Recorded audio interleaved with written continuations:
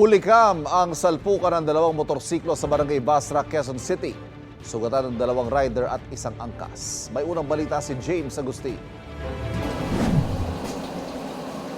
Pakaliwang isang motorsiklo sa bahaging ito ng Visayas Avenue sa Quezon City mag-alauna na madaling araw kanina.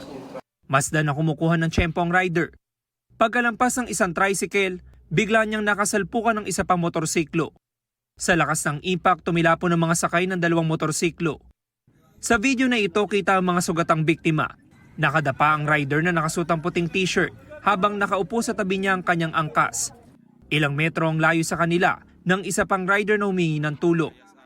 Agad na rumisponde ang ambulansya ng Barangay Basra.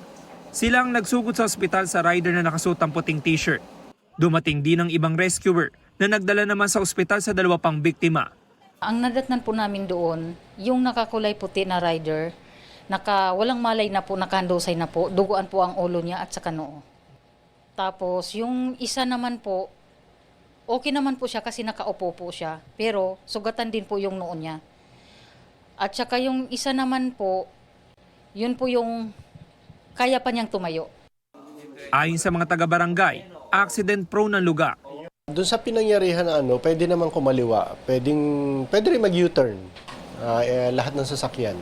Ano kasi ito national road Lalo na yung mga motor, medyo mabibilis sila. Ingat lang, lalo na siya may madadaanan silang tawiran. Patuloy ang imbestigasyon ng QCPD Traffic Sector 6 sa nangyaring aksidente. Ito ang unang balita. James Agustin para sa GMA Integrated News. Kapuso, huwag magpapahuli sa latest news and updates. Maging una ka sa balita at mag-subscribe sa YouTube channel ng GMA Integrated News.